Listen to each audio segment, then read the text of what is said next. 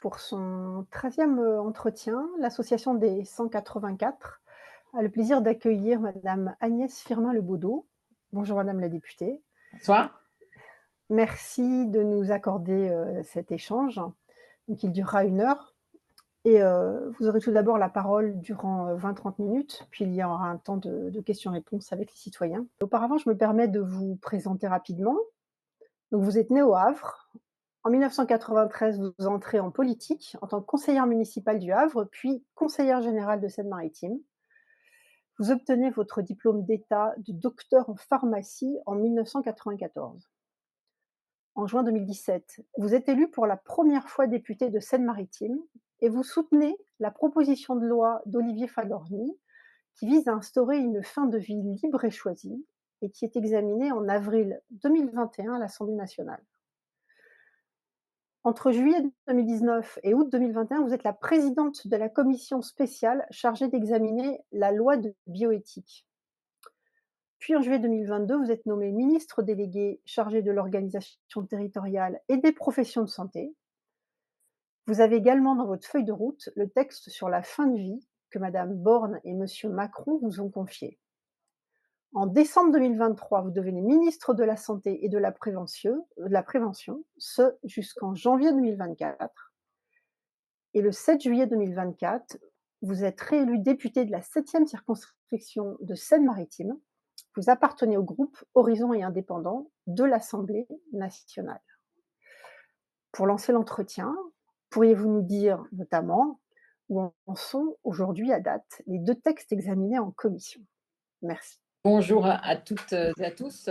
Vous dire d'abord le plaisir que j'ai à vous retrouver ce soir pour un échange très libre. Et je tiens à ce que le mot très libre soit vraiment appliqué pour faire un point sur un sujet que vous connaissez bien et sur un sujet dont vous savez à quel point il me tient à cœur et sur lequel j'ai été impliquée. Alors, le point à date, il va être assez court puisque vendredi dernier, nous avons terminé l'examen des 2 propositions de loi, celle sur les soins palliatifs et celle sur la fin de vie, vendredi soir. Et donc, nous démarrons nos travaux pas en commission, mais dans l'hémicycle le lundi 12 mai. Donc, cette semaine là de creux va être consacrée au dépôt des amendements sur les textes qui sont issus de la commission. Donc, je vous ai transmis le texte sur les soins palliatifs. Le texte sur l'aide à mourir, lui, n'est pas encore sorti. Je pense qu'on va l'avoir, je crois, j'espère en tout cas, demain soir ou mardi matin au plus tôt pour qu'on puisse l'amender. Voilà la situation dans laquelle nous sommes à date, après quelques tergiversations, je dois bien dire. Très bien et alors qu'est-ce que vous en pensez de ces textes qui sont sortis de la commission? Alors, qu'est-ce que j'en pense? D'abord, vous dire que je suis, moi, à titre personnel, sur un sujet comme celui-là, on parle à titre personnel, tout d'abord, fortement contrariée par la façon dont le Premier ministre a traité le sujet. Vous savez, le 3 avril 2023, le président de la République, devant vous, lorsque vous lui avez remis les travaux, avait demandé à ce que le gouvernement travaille sur le modèle français d'accompagnement de la fin de vie. Vos travaux, les travaux que j'ai pu mener accompagnés de mon cabinet, accompagnés de parlementaires et de façon transpartisane, les voyages que j'avais pu effectuer à l'étranger m'ont amené vraiment à penser qu'il existait ce modèle français d'accompagnement de la fin de vie. Et ce modèle français d'accompagnement de la fin de vie devait reposer sur, la nécessité des soins palliatifs, ça, il n'y a pas de sujet là-dessus. 2, l'accompagnement du malade et de son entourage, l'aidant et l'entourage proche. Et 3, l'aide à mourir sur certaines conditions. C'est ça le modèle français d'accompagnement de la fin de vie. Et malheureusement, l'arrêt brutal le 9 juin dernier par le président de la République, alors que nous étions à 2 jours du premier vote sur ce sujet, a rebattu les cartes. Michel Barnier, lui, avait l'intention de reprendre un projet de loi et de repartir du texte initial proposé par la ministre Catherine Vautrin. Malheureusement, le jour où je devais avoir rendez-vous avec lui pour faire un point sur ce sujet, c'est le jour où la motion de censure a été votée. Je crois que ce texte est maudit. Et malheureusement, le Premier ministre actuel n'a pas eu cette délicatesse. En tout cas, il n'a même pas eu la délicatesse sur la forme de prendre attache auprès des gens qui avaient un peu travaillé le sujet. Et donc, j'ai appris comme vous, par une dépêche AFP, que le texte serait scindé en deux et que ce ne sera pas un projet gouvernemental, mais un projet parlementaire. Scinder le texte en deux, c'est clairement rompre le modèle français d'accompagnement de la fin de vie, c'est rendre les débats pas forcément plus contrariés, mais on voit bien plus tranchés. Et en tout cas, et l'expérience de ces plus de 15 jours passés en commission montre à quel point la scission des deux montre bien qu'il n'y a plus de modèle français d'accompagnement de la fin de vie. Il y aura d'un côté les soins palliatifs et de l'autre côté l'aide à mourir. Donc sur la forme, oui, fortement contrarié, et sur le fond aussi. Et ce qui me gêne de la forme et du modèle choisi par le Premier ministre, c'est qu'on voit bien, même si le taux de départ est donné de façon simultanée, c'est-à-dire que lundi prochain, il y aura bien une discussion générale commune et un examen qui part en même temps. Son arrivée au Sénat, je crois, en octobre prochain, marquera la scission de l'avancée des deux textes, en tout cas leur parcours législatif. Et comme il n'y a pas de procédure accélérée, il est à peu près certain que nous ne pourrons pas voter l'aide à mourir avant la fin du quinquennat. C'est une certitude. C'est une certitude. Donc voilà, j'allais dire tout ça pour ça. En tout cas, il faut avancer. C'est le travail qui a été les nôtres. Et on va évacuer la première partie du sujet, qui est celui des soins palliatifs, qui fait l'unanimité. Je pense qu'il y aura 100% des députés qui voteront pour le texte des soins palliatifs, dans lequel il y a des choses qui ne relèvent pas du législatif. Hein. Tout est inscrit dans la stratégie décennale des soins palliatifs.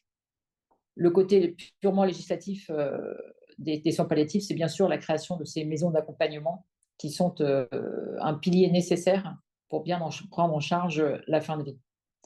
Le reste n'étant que du réglementaire et n'a rien à faire dans la loi, même si de facto nous l'avons inscrit dans la loi, puisqu'il fallait faire une proposition de loi. Et donc voilà où nous en sommes, avec un volet sur la formation, qui est l'enjeu majeur si nous ne voulons pas rater ce qui a été raté lors des différentes propositions de loi sur les soins palliatifs. C'est-à-dire que pas prendre en compte la formation, c'est une nouvelle fois ne pas prendre la mesure de l'enjeu et ne pas répondre à la question, et donc ne pas pouvoir avancer sur la création de la filière des soins palliatifs, et ne surtout pas pourvoir tous les départements d'unités de soins palliatifs.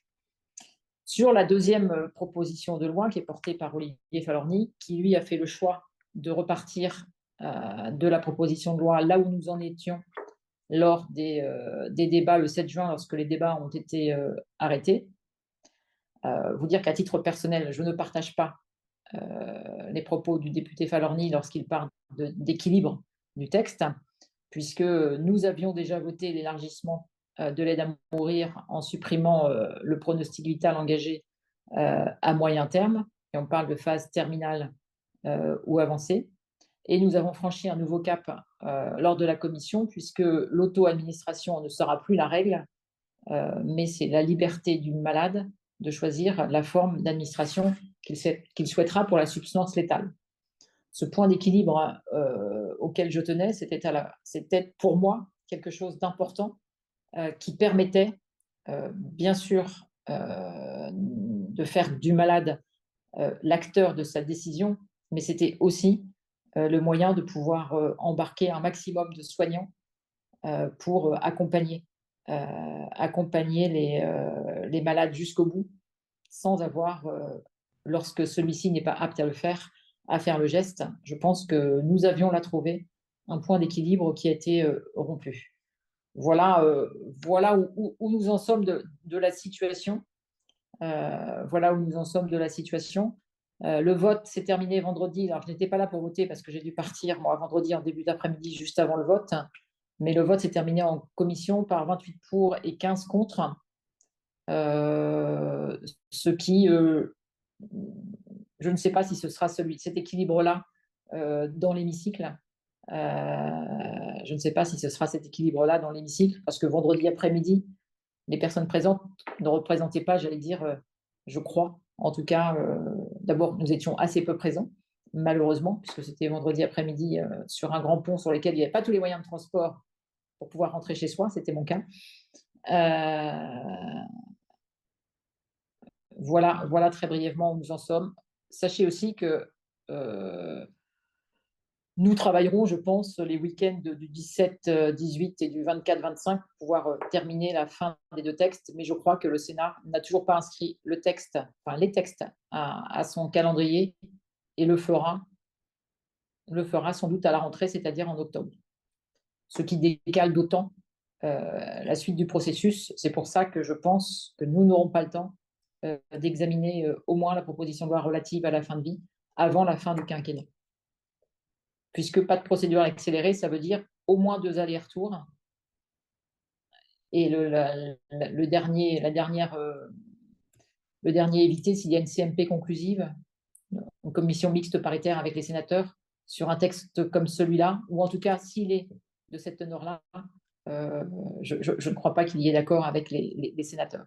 Donc, c'est ce qui me rend assez pessimiste et je dois dire assez désolée sur ce point. Voilà, moi, assez brièvement, ce que je voulais vous dire, le plus simple, c'est que vous connaissez tout aussi bien le sujet que moi, c'est qu'on ait un échange et que je puisse répondre à vos questions si vous en avez ou participer à vos échanges et à vos interrogations. Bah, écoutez, peut-être, pour lancer les questions-réponses, puisque la première question est toujours difficile. Heu, pensez-vous là que la semaine prochaine, il y aura beaucoup d'amendements qui seront déposés, sur ces notamment le deuxième projet de loi? Le premier, vous l'avez dit, il fait consensus et est-ce qu'il peut y avoir des retournements de situation ou voire même des amendements qui ont été écartés par la commission qui pourraient revenir? Comment ça se passe? Ah, c'est le principe du travail parlementaire, hein, c'est ce qui va être intéressant. C'est ce qui va être intéressant à examiner, parce que là, nous n'étions pas en commission spéciale, c'était bien la commission des affaires sociales qui a examiné les textes. Donc, nous n'étions pas en commission spéciale. Donc, c'est vraiment les députés qui siègent dans la commission des affaires sociales qui étaient présents. Pour vous donner un ordre d'idée, sur le premier texte sur les soins palliatifs, en commission, il y a quand même eu 500 amendements déposés. En général, il y en a toujours au moins un tiers de plus en séance. Donc, je pense qu'on sera à peu près entre 500 et 800 sur les soins palliatifs en séance. Et sur le texte relatif à l'aide à mourir, il y a eu 1100 amendements déposés en commission. Je pense qu'on sera pas loin, pas loin, pas loin des 1500, 1600. Voilà. Alors, tout ça, c'est au moment du dépôt. Après, vous avez tous les enjeux autour de la recevabilité, où là, on voit bien qu'en général, il y a un grand coup de rabot qui est fait. Mais on commence à prendre la technique pour éviter que nos amendements ne soient jugés irrecevables. Donc, on arrive maintenant à essayer de l'éviter. Donc évidemment, il y aura plus d'amendements sur le texte sur la fin de vie. Voilà. Et en fait, tout dépend de la mobilisation, j'allais dire, des uns et des autres. Mais je sais que la situation du texte actuel, en tout cas, interroge beaucoup, notamment sur l'équilibre. Dans mon groupe, on s'interroge beaucoup. À titre personnel, je vous le dis, en l'état actuel du texte, je m'abstiendrai. Autant vous dire que ça me fait un peu mal. Mais, mais en l'état actuel du texte, je pense que je m'abstiendrai si en commission, en séance, on n'arrive pas à retrouver au moins les deux points d'équilibre qui, moi, me semblent essentiels pour pouvoir avancer et pour qu'il puisse être voté au Sénat. Parce que n'oublions pas, il faut que le texte soit voté au Sénat. C'est un enjeu majeur. C'est un enjeu majeur. Donc, voilà. Très bien, merci. Marc-Olivier, je prends la parole. Bonjour Madame la Ministre. on va avoir 2 grands aspects de discussion, l'un sur le contenu et l'autre sur le processus. Heu et cette, prédiction que vous avez faite, sur les délais. Je vais commencer par le contenu et vous avez très franchement, comme c'est votre style, dit qu'en l'état de la proposition, vous seriez conduite à vous abstenir. Vous dans l'exposé, vous avez souligné les 2 points, je suppose, qui vous posent problème. Heu, Celui qui est que ça n'est pas le moyen terme et peut-être vous voudrez, nous éclairer sur ce que vous appelez le moyen terme et on a lu dans La Croix que le document que personne n'a encore officiellement vu, mais de la Haute Autorité de Santé ne permettrait pas de définir le moyen terme et peut-être vous le définissez différemment et je vous ai peut-être mal entendu, mais j'ai cru vous entendre dire, certes dans le projet de loi c'était le moyen terme, mais ensuite au moment de la dissolution, les députés avaient bien voté un amendement qui est le même que le texte actuel. Et donc c'est juste pour clarifier ça et ça, donc ça vous amènerait à ne pas voter, en faveur, indépendamment ensuite du processus, hein. Ce qui veut dire que, comme vous avez de l'influence, bah, ça risque de faire échouer cette loi. Alors, c'est une forme de responsabilité. Il y a le deuxième point que vous voudrez peut-être aussi éclairer et qui a fait couler un peu d'encre et qui est effectivement qu'auparavant, on va parler avec les termes, qui ne sont généralement pas utilisés, hein. C'était le suicide assisté, c'est-à-dire auto-administration et par exception, en cas d'incapacité physique, un soignant, le médecin qui le faisait. Et là, c'est effectivement au choix, mais de toute façon, le médecin était volontaire et s'interdit, ça ne change rien à l'éligibilité et le médecin volontaire aurait probablement fait un geste si c'était nécessaire. Il pourra toujours faire jouer sa clause de conscience. Donc, est-ce que vous pouvez, j'ai été un peu long, excusez-moi, mais clarifier tout ça. Merci beaucoup. Alors, pour être très clair, comme vous êtes très attentif à tout ça, vous avez remarqué que je n'ai pas cosigné la proposition de loi d'Olivier Falorni, parce qu'elle contient déjà cette avancée, qui avait été votée, enfin cette modification qui avait été votée avant la dissolution, contre laquelle je m'étais exprimée, en disant qu'elle rompait l'équilibre du texte. Si vous écoutez bien les derniers débats qu'on a eus le jeudi et le vendredi avant de se quitter, j'avais soutenu l'amendement du gouvernement qui rééquilibrait, enfin, qui réintroduisait le, le moyen terme. Et j'avais voté contre l'amendement déposé par Olivier Falorni en expliquant qu'il rompait le texte. C'est la raison pour laquelle je n'ai pas co-signé cette proposition de loi. J'aime bien être à peu près cohérente avec ce que je pense et parfois ça m'arrive de, voilà, en travaillant, d'évoluer sur le sujet. Mais là, je suis intimement convaincue que la phrase qui est actuellement dans la proposition de loi ouvre trop largement, ouvre trop largement le, la possibilité d'obtenir l'aide à mourir. Voilà, c'est une idée contre laquelle je me battrais, qui pour moi, voilà, une affection grave et incurable, le diabète est grave et incurable. Dans certaines phases, il peut être, voilà, l'insuffisance rénale est une maladie grave et incurable. Euh, Elle engage le pronostic vital. Et la phase avancée et terminale n'est pas plus claire, voire moins, que le moyen terme. Donc, je redéposerai un amendement réintroduisant le moyen terme et je redéposerai un amendement définissant clairement ce qu'est le moyen terme en parlant de 12 mois, volontairement, pour justement qu'on puisse avoir ce débat, puisque effectivement, la haute autorité n'apportera pas de réponse à la question posée par la ministre, ce qui est bien dommage.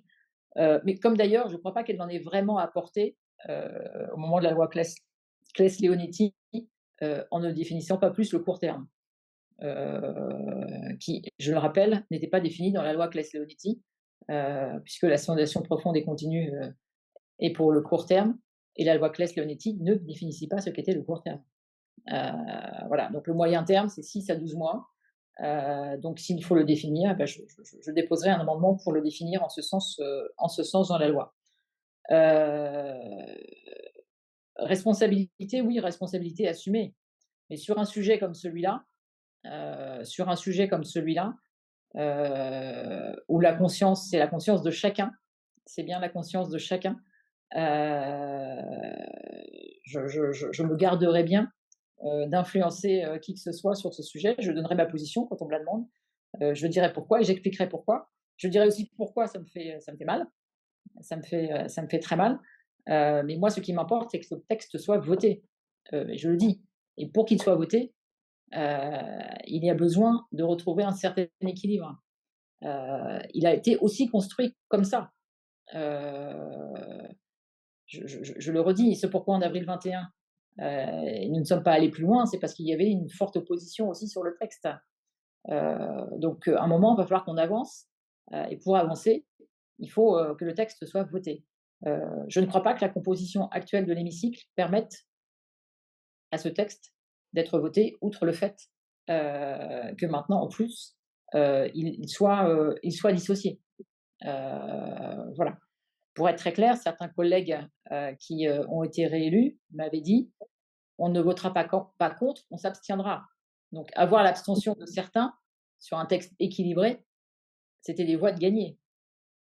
Là, ces voix-là, on les a perdues, c'est-à-dire qu'elles vont voter contre, notamment chez certains LR ou chez certains RN.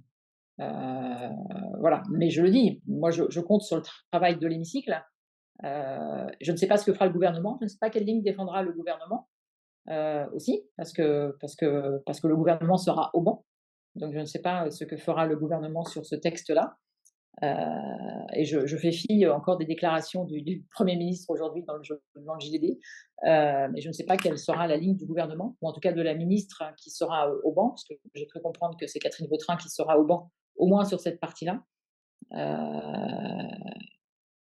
Voilà. Après, sur l'enjeu de l'auto et de l'hétéro-administration, là, je ne suis pas d'accord avec ce que vous avez dit sur pour avoir beaucoup discuté avec les médecins,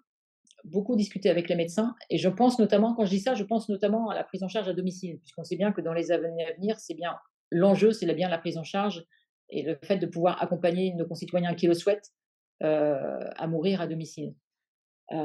J'ai rencontré beaucoup de médecins généralistes qui m'ont dit vouloir accompagner, mais ne pas vouloir faire le geste. Et que justement, ne pas avoir à faire le geste, c'est leur permettre d'accompagner le malade, d'être là jusqu'au bout, en sachant que le malade, c'est lui qui fera le geste. La clause de conscience, elle joue au départ. La clause de conscience, c'est le malade qui demande, et la clause de conscience est activée tout de suite. Et donc, dans ce cas-là, on voit bien que ce n'est pas le médecin qui accompagne qui va suivre. Ce n'est pas le médecin qui a accompagné le malade durant sa maladie qui va suivre. C'est un autre médecin qui pourrait arriver. Donc, c'est bien pour ça que de faire de l'auto-administration plutôt la règle était une mesure et un gage supplémentaire de pouvoir faire à ce que le malade soit accompagné par son médecin traitant le plus longtemps possible dans le processus. C'était ça l'objet de l'auto-administration comme étant la règle. Très bien, merci. Véronique, tu veux poser une question? Oui. Oui, je voulais, une précision parce qu'entre, moyen terme, hein, comme vous le définissez, notamment, jusqu'à 12 mois et phase terminale ou avancée, heu, je ne vois pas une grosse différence, en fait, et donc je voulais, que vous précisiez, donc les 2 termes, qu'est-ce que ça change? Parce que j'ai pas l'impression que phase, bon, terminale, bon, on sait ce que c'est, et avancée, est-ce que c'est, beaucoup plus que 12 mois? Avancé, à la limite, moi, je préfère le terme uniquement terminal et pas avancé. Je pense que le mot terminal, on voit assez bien ce qu'il veut dire. Le mot avancé, pour moi, est celui qui apporte le plus de flou possible, le plus de flou dans la discussion. Donc, je pense que donner une notion de temporalité D'ailleurs, le CCNE a employé lui-même le terme de moyen terme. C'est le CCNE qui a introduit le terme de moyen terme dans son avis 139 qui a lancé les travaux en disant, que la loi Claes-Leonetti ne répondait pas aux situations de malades à moyen terme. C'est le CCNE qui. Et pourquoi? Parce que c'est l'effet miroir de ce qui est écrit dans la loi Claes-Leonetti sur le court terme. Donc le court terme, c'était quelques heures à quelques jours. Le moyen terme, c'est quelques mois. Et l'expérience de l'Oregon montre que 6 mois ne suffit pas. Lorsque j'y suis allée, ils étaient en train de réfléchir pour passer à 12 mois. C'est pour ça que le 6 à 12 mois me paraît être le bon, le bon, comment dire, le bon niveau de définition, même si dans l'absolu, on le sait, mais la science avance et la médecine aussi. On sait qu'en fin de vie, on arrive quand même à avoir autour de l'enjeu des pronostics vitaux et des fins de vie, des notions de délai qui sont pas précises, mais en tout cas de plus en plus approchantes de la vérité. Mais moi, je voulais vous poser une question par rapport à, donc, ce sentiment que vous avez, enfin, d'équilibre qui est rompu. Mais la question, c'est sur certains cas exceptionnels, au final, par exemple, on a eu Pierre Cousin qui est parti donc le 24 avril dernier en Belgique parce qu'il était atteint d'une maladie de Parkinson.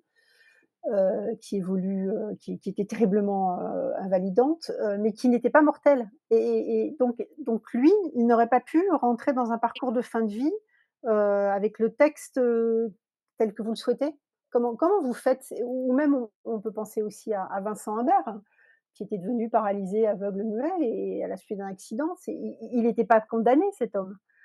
Mais il voulait est-ce qu'il peut rentrer dans un parcours de fin de vie avec cette loi équilibrée comme vous le dites? Alors d'abord, pas plus celle-là que celle d'avant ne répondrait à ces 2 cas. Celle-là n'y répond pas plus. Hem, le sujet, c'est, d'abord une loi, elle ne répondra pas à toutes les situations, il faut être très clair. D'ailleurs, si on écrit une loi aujourd'hui, c'est parce que la loi Claes-Leonetti ne répondait pas à toutes les situations. Heu,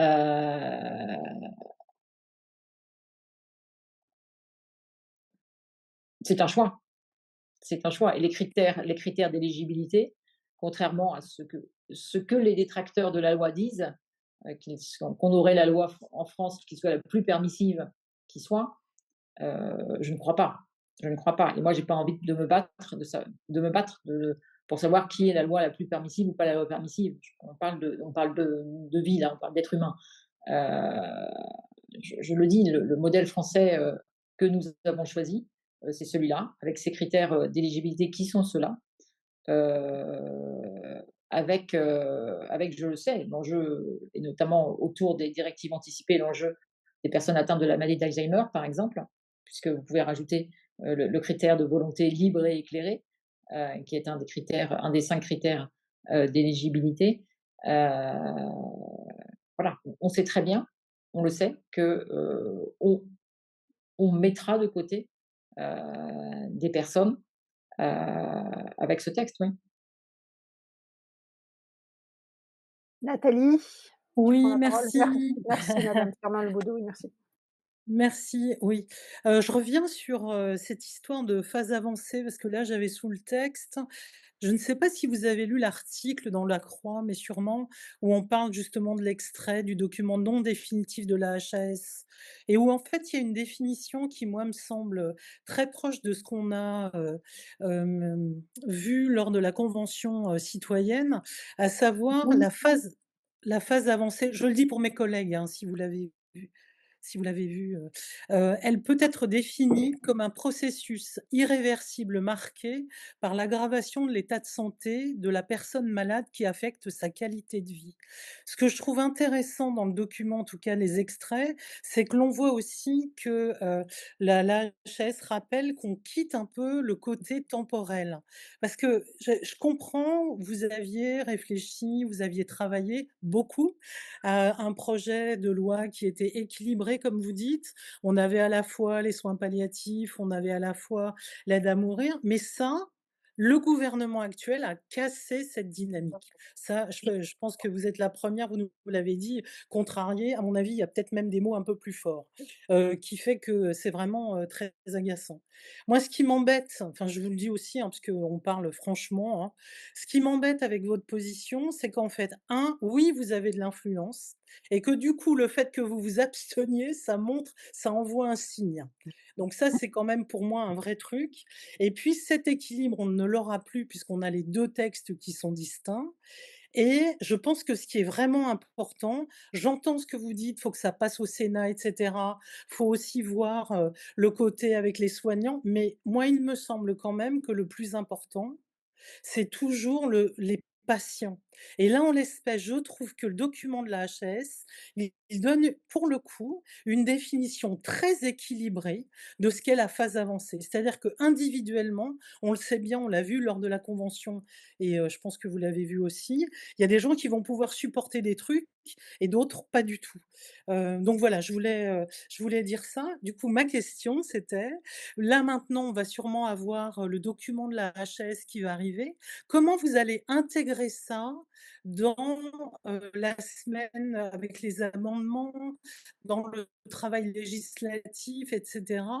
Parce que pour moi, d'extérieur, je veux être, bon, franche, j'avoue que c'est pas tellement tenable cette histoire de je vais écrire que, le moyen terme, c'est 12 mois, alors que toute la communauté médicale nous dit qu'il n'y a pas de consensus scientifique. Voilà, je veux bien que vous m'éclairiez, là-dessus. Je vous remercie. Je crains que la HAS ne publie officiellement son avis après le dépôt des amendements. Alors, c'est pas grave, puisqu'on on aura l'occasion de revoir le texte. Ou en tout cas, les sénateurs auront le plaisir de pouvoir le faire avec la base de ce que la HAS va nous donner, mais pas nous. Je le crains vraiment. Parce que le dépôt de délai des amendements pour nous, c'est ça doit être mercredi pour soins palliatifs et jeudi pour aide à mourir. Donc, je pense que c'est un peu fichu notre affaire. Euh, pour, euh, pour cette fois-là, ça le sera après. Mais dans ce que vous dites, la HAS a éludé la question de la temporalité, ne voulant pas répondre. J'ai pas dit ne sachant pas. Je pense ne voulant pas répondre à la question, a éludé la question de la temporalité et a souhaité de ne pas réfléchir sur le moyen terme et est partie uniquement sur la phase avancée, qui était quelque chose que nous-mêmes on avait écrit dans, le, dans les termes dans le lexique à un moment sur les réflexions qu'on faisait. Et je vous retrouverai, mais je ne l'ai pas là, parce que ce n'est pas dans mes notes là, mais sur ce que je disais, sur ce qu'était la phase avancée. Il y a 2 lectures sur la phase avancée. Il y a 2 lectures possibles. Il y a 2 lectures possibles et je vous redonnerai la lecture qui n'est pas celle que vous faites, que la HAS fait. Il y a 2 lectures possibles sur le mot, le terme phase avancée. Si j'ai décidé de déposer un délai d'amendement de 12 mois, c'est pour que mes collègues aussi aient bien la notion de ce que c'est que le moyen terme. On n'a pas tous travaillé le sujet, tout le monde ne sait pas ce que c'est le court terme et ne sait pas ce que c'est le moyen terme. Je pense qu'à un moment ou un autre, il faut qu'on parle de temporalité. Il faut qu'on en parle de la temporalité. Je pense que c'est important d'en parler. Le choix qui a été fait par mes collègues, c'est de plus en parler dans le texte. Ça n'est pas mon choix. Ça n'est pas mon choix parce que je pense que c'est important et qu'il faut aider au maximum à la décision. Les médecins qui auront à regarder ces critères. Je ne crois pas, pour en avoir discuté avec quelques-uns, que la façon dont c'est écrit soit plus facile pour eux à prendre une décision. Voilà. Mais tout comme vous, cette loi, elle existe pour les patients. Je le redis et si je me suis investie sur le sujet, c'est bien pour les malades. Mais je le dis, si c'est pour les malades, il faut que cette loi, elle embarque un maximum de soignants. Et c'est pour ça qu'il faut avoir un texte équilibré, même si malheureusement, là aussi, on entend trop les soignants qui sont contre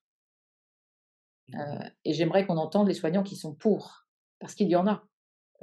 Et les soignants qui sont pour, en fait, c'est aussi pour eux que j'ai essayé de trouver, dans la construction cet équilibre. Heu et c'est aussi le fruit des réflexions qu'on a eues à l'étranger, de médecins qui étaient contre au début et qui ont évolué. Parce que beaucoup de médecins ont fait ce cheminement, à l'étranger, notamment des médecins de soins palliatifs, qui au départ étaient fortement opposés. Heu et c'est eux qui ont commencé à à parler de continuum, à parler de voilà. Et c'est ces réflexions-là qui m'amènent à avoir la conviction profonde, en tout cas. Heu, je pense que sur un texte comme celui-là, avoir des certitudes, c'est difficile, mais là, j'ai une vraie conviction, c'est que les soins palliatifs sont bien sûr la prise en charge du curatif, donc 80 pour ça sera l'oncologie, hein, et que l'aide à mourir est bien évidemment le continuum des soins palliatifs. Les soins palliatifs ne sont pas l'échec du curatif et l'aide à mourir n'est pas l'échec des soins palliatifs. Il faut être très clair. Et ça, pour le coup, ce sont les médecins de soins palliatifs avec qui j'ai beaucoup discuté et qui sont plutôt favorables, heu, sans pour autant dire qu'ils arriveront jusqu'à faire le geste, mais sans pour autant encore dire que c'est un soin. Mais pour se dire qu'il y a un moment, effectivement, ils ne peuvent pas imposer aux malades, d'aller jusqu'au bout dans les souffrances qui, pour lui, sont insupportables. Donc je pense que c'est pour ça qu'il était important, d'avoir d'un texte plutôt, alors je ne sais pas d'ailleurs si équilibré, à mon sens, c'est pas parce que l'équilibre par rapport à quoi? Je ne sais même pas si équilibré, c'est le bon terme. Je pense que c'est pas le bon terme. Mais au moins quand on dit ça, on se comprend. Heu, moi je pense que, en fait, la notion d'équilibre, elle vient dans le moment où, c'est bien sûr la demande du malade, mais il faut que la demande du malade, elle n'embarque pas aussi, j'allais dire, la conscience du «médecin» entre guillemets. Je mets mes guillemets. Et donc c'est pour ça que pour moi que l'auto-administration soit la règle, et je le redis, c'est pour avoir discuté avec vraiment beaucoup de médecins et notamment des médecins généralistes, heu, qui seront notamment au domicile, parce que c'est quand même ça, un des objectifs, c'est qu'on puisse, accompagner nos concitoyens qui le souhaitent, à mourir dans leur domicile. C'est pour moi, c'était le point important. Parce que vous remarquerez, j'ai voté la loi de 2021, qui elle parlait d'euthanasie, sans aucun problème. Donc c'est pas pour moi un sujet. Je le dis, mais pour le coup là, c'est vraiment l'idée de comment on arrive à faire en sorte que on puisse faire une loi qui embarque tout le monde, les malades et les soignants. Merci. Marianne, je te donne la parole. Oui.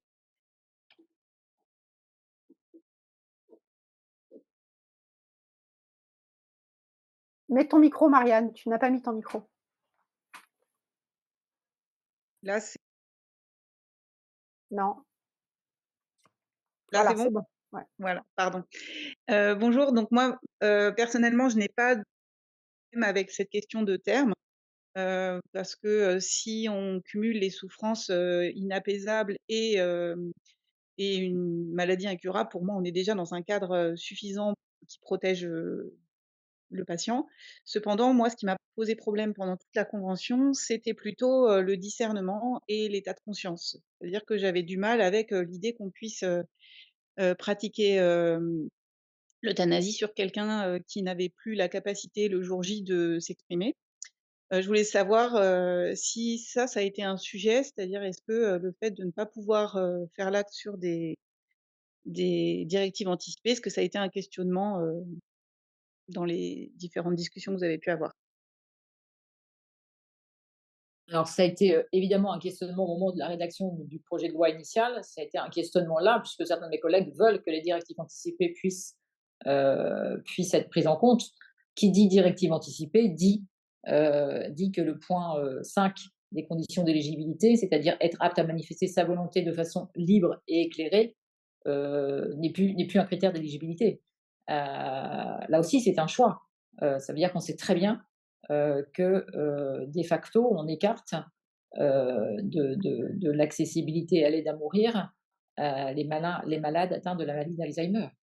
très clairement, très clairement. Très clairement, c'est un débat, et donc là, c'est au législateur de trancher. Ça a été un choix, hein, ça a été un choix, fait par le président de la République et la première ministre, de présenter un texte comme celui-là. C'était même un choix puisque ça, c'est les premiers critères et vous savez qu'on peut, si le malade en fin de vie n'a pas procédé, à l'aide à mourir avant les 3 mois, on recommence et donc là, il y a de nouveau la réitération et la volonté libre et éclairée et certains de mes collègues ont voulu aussi faire sauter ce délai de 3 mois ou en tout cas cette possibilité, heu, en se disant que peut-être le malade pouvait perdre sa conscience pendant ces 3 mois et dans ce cas-là, voilà. Tous ces sujets-là, ils sont des sujets qui sont terriblement difficiles, sur lesquels on a beaucoup réfléchi, j'ai beaucoup écouté. Hem, la question de la vulnérabilité, la question de la j'allais dire de l'emprise familiale sur les personnes vulnérables, sur des personnes qui, coûteraient ch je mets des guillemets, hein, mais c'est ce qu'on entend, qui coûteraient cher, heu, pour lesquelles il y aurait plus de moyens financiers, de prendre en charge, heu, elle existe et elle est réelle, il faut pas la nier. La pression de la mamie qui coûte cher, en EHPAD, elle est réelle. Donc c'est tout ça qu'on a voulu éviter en partie, avec, la manifestation de la volonté, libre, et éclairée, au moment de la demande, et j'allais dire au moment de faire le geste puisque le médecin pardon, qui accompagnera le malade, repose la question, jusqu'à la fin et tout au long du processus. Et justement, la personne étant, consciente, et ayant son discernement au moment de l'acte, et on ajoute l'incurabilité, on ajoute, des souffrances inapaisables, on ajoute une collégialité pour, appuyer tout ça. Est-ce que cette question de terme, elle a encore du sens avec tous ces critères? Sachant que la personne, elle est ce jour-là, elle est suffisamment quand même, apte à choisir, plus tous ces critères et la collégialité. Est-ce que vraiment cette question de terme a encore du sens à ce moment-là? Je pense que la question du terme, quand on parle de vie et de mort, elle a toujours du sens. Surtout qu'on se place dans un contexte où, il y a des pathologies, donc j'espère, qu'on va réussir à trouver des traitements, dans les mois et dans les années à venir. Donc on va repousser, les limites de l'incurabilité, ou en tout cas les limites d'évolution de la maladie aussi. Donc faut aussi, on fait pas une loi pour 1 an ou pour 2 ans, on fait une loi, pour longtemps. Donc tous ces critères et toutes ces, ils sont là aussi pour, imaginer que sur, des pathologies, on va découvrir, des traitements qui, permettront, j'allais dire de décaler, dans le temps, l'incurabilité et heu, les souffrances subies par les malades. Donc je pense que la notion de terme pour moi est, alors après, voir comment on le définit, hein. Moi, je suis pas, bornée et butée, mais je pense que c'est un critère. Alors, il peut sauter, mais si le critère saute, on n'est plus du tout dans la même loi. C'est encore autre chose. Mais c'est le rôle du législateur.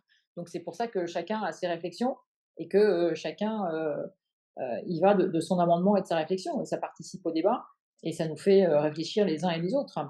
Ça nous fait réfléchir les uns et les autres. Merci. Marc-Olivier?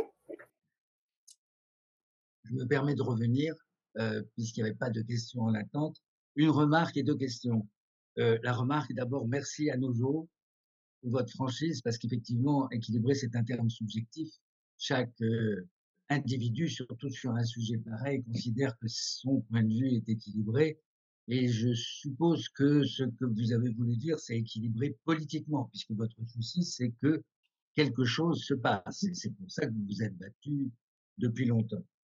Alors, les 2 questions, la première, elle revient sur, un cas de figure où les 12 mois, vous allez peut-être me dire: «Oui, ça résolvait le problème». C'est celui qu'on a suivi parce qu'il est émotionnellement, fort, Loïc Rézibois, la maladie de Charcot, qui rentre dans le texte tel qu'il est actuellement. Pour autant, on ne peut pas dire que, je crois quelqu'un va mourir de cette maladie-là dans les 12 mois. Mais peut-être vous allez me corriger là-dessus. Et puis, je voulais qu'on ait le temps, peut-être après d'autres questions, mais que vous évoquiez quand même le processus temporel de ces deux lois. Le gouvernement s'est engagé à ce que le vote soit simultané sur les deux, ce qui veut dire que s'il y avait trop d'amendements, je suppose qu'il donnerait encore des jours pour en discuter. Bien sûr, il y a un cas de figure où la loi sur les soins palliatifs est votée, tant mieux. Celle sur l'aide à mourir est rejetée et le problème est réglé. Dans l'autre cas de figure, elle est votée, ce que reflète peut-être ou pas, on ne sait pas, le vote à la commission. Ça passe au Sénat. Le président peut demander une session extraordinaire en septembre. Bien sûr, le Sénat peut ensuite mettre beaucoup de temps pour le faire. Et effectivement, il peut y avoir des allers et des retours, mais vous avez dit pas avant la fin du mandat, c'est-à-dire 2 ans quasiment jour pour jour à compter de maintenant. Est-ce que vous pouvez nous éclairer un peu plus sur ce pronostic? Et le gouvernement peut-il demander au Sénat de voter sur les deux lois le même jour? Qu'est-ce qui fait qu'il a pu le faire à l'Assemblée, ou est-ce que c'est la présidente de l'Assemblée ou les députés, la commission, l'Assemblée des présidents qui l'a décidé? Merci. Alors, je vais d'abord répondre à votre dernière non, non, je vais prendre dans l'ordre. Je le redis, le mot d'équilibré, je ne sais pas d'où il sort, il est sorti dans notre discussion. Pour moi, c'est du même niveau que la dignité. C'est le même niveau d'échange. Je ne crois pas. Et c'est pour ça que j'avais souhaité que le mot dignité n'apparaisse pas dans la loi. Il est apparu avec un amendement, mais parce que je sais très bien que tout le monde souhaite mourir dignement. Et accessoirement, notre dignité personnelle, elle peut évoluer en fonction des situations. Hein. Donc franchement, voilà, ce que je dis en termes d'équilibré, c'est que ce texte soit acceptable par un plus grand nombre pour être voté. C'est ça l'objet. C'est parce que quand on écrit un projet de loi, surtout dans la situation dans laquelle nous sommes, c'est pour qu'il soit voté. C'est pour avancer. Donc c'était ça la notion d'équilibre. Pour revenir sur les 12 mois, je le redis, c'est le fruit des travaux qui ont été les miens. Le terme de 6 mois à 12 mois, il ne sort pas de la cuisse de Jupiter. Il sort des discussions que j'ai pu avoir avec le CCNE. Il sort je dis, de l'effet miroir et de la clause miroir sur la loi Claes-Leonetti et le court terme. Il sort de l'expérience des pays qui ont déjà légiféré, et notamment l'Oregon, qui lui a défini le moyen terme en étant 6 mois. Je vous dis, du coup, de leur expérience, les 6 mois, ils ont souhaité, et lorsque j'y suis allée, c'était il y a maintenant 3 ans, et ils souhaitent plutôt, ils étaient en train de débattre pour allonger jusqu'aux 12 mois. En ce qui concerne la maladie de Charcot, d'abord, je pense qu'il ne faut pas sérier des maladies et parler de maladies, parce que cette loi, elle est faite pour les malades.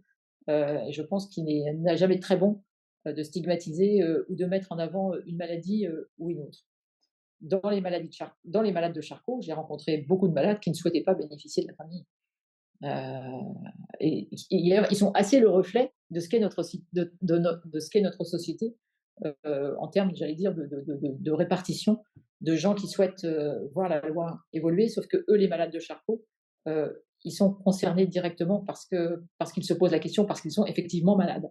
Donc c'était intéressant de pouvoir interroger les malades, parce que nous sommes bien vivants, et se poser la question lorsqu'on est bien vivant, c'est pas la même chose que lorsqu'on est confronté soi-même à la maladie.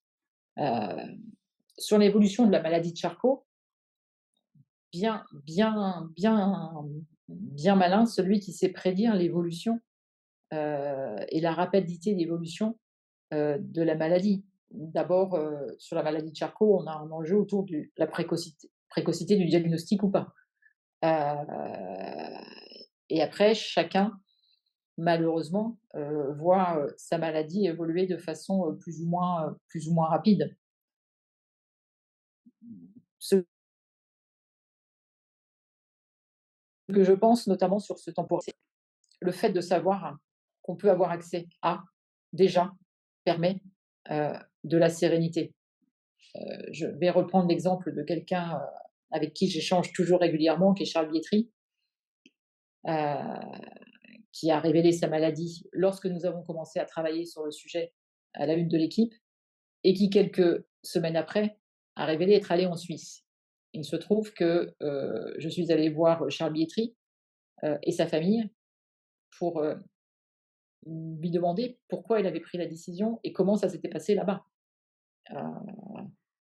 Et ce que j'ai entendu, c'est le soulagement de se dire, quand vraiment pour moi, ça sera insupportable, je sais que j'ai ça. Et donc là, je ne sais pas si la sérénité, mais oui, je crois que la sérénité dans la famille, en tout cas, elle était palpable. Voilà, je suis allée dîner avec eux et c'était un dîner où on a beaucoup ri, on a aussi pleuré, mais voilà. J'échange régulièrement encore en message avec Charles sur ce sujet. Lui, il sait qu'il a eu les moyens de pouvoir, les moyens financiers, hein, de pouvoir faire son dossier pour la Suisse. Il a aussi les moyens financiers qui lui permettent d'être accompagné pour pouvoir, j'allais dire, vivre l'évolution de sa maladie. Je ne sais pas si c'est le moins pire, le meilleur, enfin, en tout cas, il peut vivre l'évolution de sa maladie dans des conditions, j'allais dire, qu'il juge supportables pour lui, ce qui n'est pas le cas de tout le monde. Voilà, donc je le redis, sur ces maladies-là, l'enjeu de l'accompagnement, c'est pour ça que le volet 2 du modèle français est important. L'enjeu de l'accompagnement des proches est majeur, et sur ces maladies-là, l'enjeu de la recherche est aussi majeur, puisque j'espère qu'on arrivera assez rapidement à trouver. Donc, la définition du terme pour une maladie comme celle-là, là aussi, c'est faut pas oublier sur ces sujets-là, et je pense qu'on en a assez peu parlé, et à mon sens trop peu parlé dans les débats, c'est le colloque singulier entre le malade et les soignants. C'est voilà, la question de la fin de vie, elle est telle qu'elle est posée par rapport à la loi Claes-Leonetti, elle inverse ça. Elle inverse ce rapport. Là, c'est le malade qui demande. Et donc, ça change un peu ce colloque singulier, cette relation malade-médecin, et notamment dans des pathologies aussi lourdes que celle de la maladie de Charcot. Sur le sujet du vote de la loi, excusez-moi de vous le dire, que la proposition du « on vote un texte » n'engage le Premier ministre que pour le point de départ de l'examen du texte. Donc c'est de l'enfumage total. Il a la main sur rien. Il a fallu se battre pour qu'on ait une discussion commune et un vote sur les deux textes séparés, en même temps. Mais ça, c'est le point de départ. Rien ne garantit l'évolution et la façon dont ça se passera au Sénat. Et d'ailleurs, peut-être même que le Premier ministre ne sera plus le Premier ministre quand ça arrivera au Sénat. Donc là, c'est une promesse de Gascon et c'est de l'enfumage total. Parce que là aussi, le sujet, c'est on risque de bloquer, puisque maintenant c'est 2 propositions de loi, comme ça m'a été fait remarquer tout à l'heure, on risque de bloquer l'évolution des soins palliatifs si le texte fin de vie, voilà. Donc oui, on va avoir un vote commun. Pour le premier et pour le top départ, mais après, il n'y a rien qui me garantit. Et sur les délais, donc là, je pense que ça n'arrivera pas au Sénat avant le mois d'octobre. Il n'y aura pas de session extraordinaire sur ce sujet, hein, ça n'y croyez pas une seconde. Et après, on arrive dans une période où c'est les périodes budgétaires, donc octobre, novembre, décembre à l'Assemblée, donc il n'y aura pas de place pour le texte parce qu'il faut quand même du temps. Après, on va arriver, n'oubliez pas, dans une période électorale que sont les élections municipales. Donc là, il y aura sans doute un petit temps un peu plus large, j'allais dire, de pause parlementaire pour les élections municipales. Après, ça retournera au Sénat. Il n'y aura toujours pas de CMP conclusive, hein. Donc ça reviendra encore. Et après, on arrive dans la période des élections. Donc moi, je souhaite qu'on puisse aller au bout, mais je ne vois pas, et tout le monde fait la même analyse que moi, hein. Donc il y a ceux qui osent le dire publiquement, il y a ceux qui n'osent pas. Mais je crains que ça fasse partie des calculs du Premier ministre, en ayant scindé les textes en deux, Je crains que ça fasse partie de ces calculs, oui. Merci pour, ces éléments de réponse, très très intéressants. Il y a 2 questions là, ce sera probablement, vu l'heure, probablement nos dernières. Je donne la parole d'abord à Harry. Oui, Non, bon. Harry d'abord, Henri ensuite. Harry, oui. Excuse-moi Henri. Bonsoir, bonsoir. Bonsoir. Oui, alors moi, c'est peut-être pas une question, mais c'est juste des impressions. Oui. Parce que en ce qui me concerne, je pense avoir fait du bon boulot, mais j'ai l'impression que notre sujet a été stigmatisé par les parlementaires parce que j'ai l'impression, des fois, quand j'en parle, que je suis comme quelqu'un qui serait comme un bourreau, qui aurait accepté de parler de l'aide à mourir. Et c'est comme ça que je me sens. C'est comme ça que qu'on me fait passer, quoi. Comme si que nous étions des bourreaux pour demander qui nous sommes pour pouvoir demander l'arrêt de vie de patients. Alors, je me pose comme question à savoir, est-ce que les parlementaires ont vraiment pris le temps vraiment d'examiner cette situation? Alors, je peux comprendre des fois certaines réactions quand on n'est pas à la place de ces patients, et même de l'entourage, hein, même de la famille, hein, les aidants. Alors, je me pose comme question, est-ce que vraiment il y a eu une sensibilité? Est-ce que vraiment il y a eu une écoute par rapport à ce sujet? Voilà.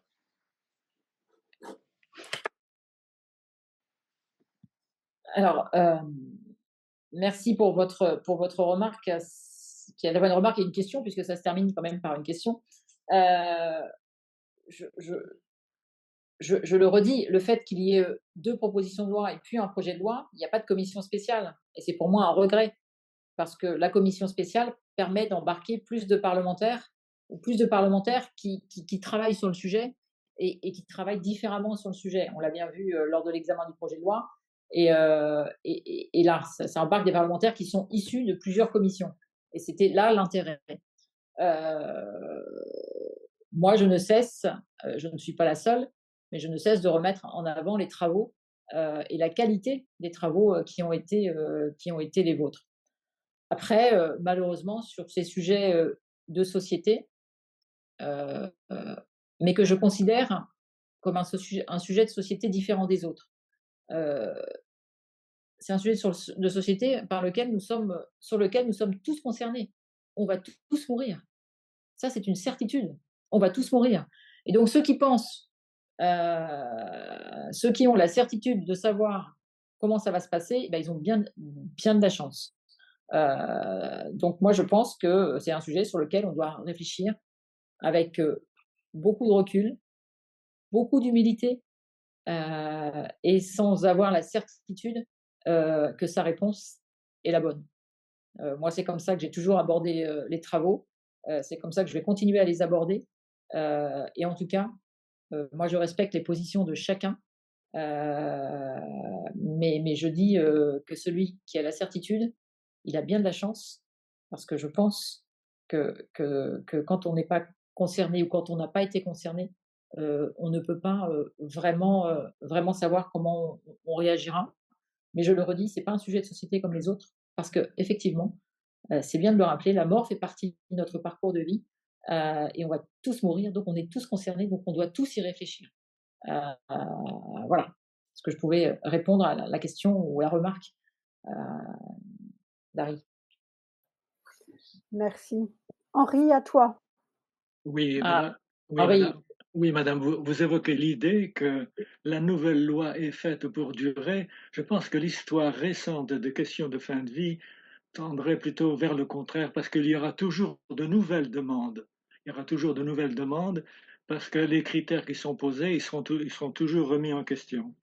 Par ailleurs, évidemment, évoquer l'idée que de nouveaux traitements répondraient aux maladies apparemment incurables, ce n'est pas forcément une réponse qui peut plaire aux personnes, qui peut convenir aux personnes malades. Une question importante aussi, évidemment, qu'est-ce qui est prévu pour le suivi, pour l'évaluation des pratiques de l'aide à mourir, puisqu'il s'avère que dans les pays étrangers, ça n'a pas toujours été valable. Donc, quel suivi pour les pratiques et quelle évaluation? et puis aussi la question du financement des pratiques de l'aide à mourir. Alors, moi, je pense qu'il faut être très clair. Quand on fait une loi, je dis on la fait pas pour on la fait pas pour une semaine. Mais vous remarquerez que j'ai toujours pris la précaution de dire je ne m'engagerai pas sur ce que feront mes collègues dans le futur. Je sais, et ce serait stupide de le dire. D'ailleurs, Monsieur Leonetti n'a jamais pris l'engagement de dire que sa loi n'évoluera jamais. Et d'ailleurs, ce qui est assez j'allais dire, intéressant à remarquer, c'est que Alain Claes, qui a écrit la loi Claes-Leonetti, fait partie de ceux maintenant qui souhaitent que la loi évolue, en disant que la loi Claes-Leonetti ne répondait pas à toutes les situations. Donc, on peut aussi, à titre personnel, évoluer. Ce que je dis, c'est que quand on fait la loi et quand on est législateur, on la fait en ayant aussi dans l'esprit qu'on fixe des règles, que les règles doivent être appliquées. Est-ce que les règles sont applicables? Il faut vérifier qu'elles le soient. Mais moi, je ne prendrai pas l'engagement de dire mordicus que ça ne bougera jamais. À titre personnel, je ne le ferai peut-être pas. Je n'en sais rien. Mais Alain Claes a peut-être dit ça il y a 10 ans, 15 ans, quand la loi Claes-Leonetti a été votée. C'est en 2016. Non, 20 ans, on a fêté 20 ans. Mais voilà. Donc, je pense qu'on ne peut pas prendre cet engagement-là. Si, moi, je pense que se dire qu'il y a une loi, mais que définir le terme, c'est aussi parce que peut-être qu'il y aura des traitements. Je pense que les malades, ils ont besoin aussi d'entendre qu'on n'abandonne pas la recherche et que peut-être, justement, j'allais dire, l'incurabilité, elle pourra évoluer dans le temps. Donc c'est pour ça qu'à mon sens, il est important de donner une notion de temporalité. Je pense que c'est plutôt un message positif envers les malades de se dire que ce qu'est l'incurabilité aujourd'hui, j'espère que ça ne concernera pas les mêmes maladies dans le futur. Et d'ailleurs, je le redis, le cancer est devenu presque une maladie chronique. Certains cancers deviennent des maladies chroniques. On n'arrive pas à les guérir, mais on les soigne. Donc la notion, j'allais dire, de pronostic vital engagé, elle évolue. Elle évolue grâce à la prise en charge. Et puis, merci d'avoir mis le point, parce que je n'en ai pas parlé, on n'a pas encore échangé là-dessus, mais sur l'évaluation de la loi. Moi, j'avais été profondément marquée qu'aucun des pays n'avait une traçabilité de la procédure. Aucun des pays n'avait une traçabilité de la procédure. Je me souviens très bien, en Belgique, il y a une traçabilité uniquement a posteriori. Au Canada aussi. Aux États-Unis, quand j'avais posé bêtement la question du devenir du petit flacon, qui était pour un tiers pas utilisé, qu'est-ce qu'on en faisait? Pour moi, ça fait partie de la traçabilité. Ils étaient très surpris de ma question. Et donc, fort de ça, on sera le seul pays qui a une traçabilité de la procédure de A à Z, c'est-à-dire avec, dès la demande, l'obligation pour le médecin qui reçoit la demande de l'inscrire dans un registre et que toutes les étapes devront être tracées dans un système d'information qui sera dédié à cela jusqu'à la fin. Ça va permettre à la fois, ça va permettre d'abord de juridiquement protéger tout le monde et si jamais il y a des recours, de pouvoir y répondre. Ça va permettre d'évaluer les pratiques. Ça va permettre aussi d'évaluer la loi, parce que je vous rappelle que on ne sait toujours pas, alors maintenant, grâce à ça, on va pouvoir le faire, mais d'évaluer la loi Claes-Leonetti et de savoir combien de sédations profondes et continues ont été faites maintenant. Ça a changé depuis le début de l'année. Il y a un codage obligatoire pour les sédations profondes et continues. Donc, on va savoir combien en France on fait de sédations profondes et continues jusqu'au décès. Hein. C'est le fruit de ces travaux. Et puis, c'est une des avancées aussi là, pour le coup, des discussions en commission, c'est que aussi ces données, elles seront anonymisées, elles seront aussi, j'allais dire, distribuables pour des recherches, et notamment des recherches sociales qu'on fait assez peu en France sur le sujet, sur ce sujet. Donc, c'est grâce à cette traçabilité, cette évaluation et ce système d'information dédié qu'on pourra le faire. Donc ça, c'est un vrai point positif. D'abord pour garantir la sécurité à la fois du malade et du soignant, mais aussi pour avoir des données qui nous permettent d'évaluer la loi et pour sortir j'allais dire des fake news et toutes les théories possibles et inimaginables. et aussi à but de recherche. Ça me semble intéressant de pouvoir disposer de ces données. Et enfin, qui paie quoi? Oui. Ah, qui fait quoi? Bah ça fait partie du budget. Enfin, un malade qui est pris en charge, il est pris en charge. Donc l'aide à mourir, j'imagine qu'il y aura, enfin, j'imagine pas, il y aura une codification qui sera facturée. Le petit produit qui sera fabriqué, il y aura une codification qui sera définie par la sécurité sociale. Si votre question, c'est est-ce que c'est remboursé? Ma réponse est je souhaite que ça soit remboursé, oui. D'ailleurs, c'est écrit comme ça dans la loi.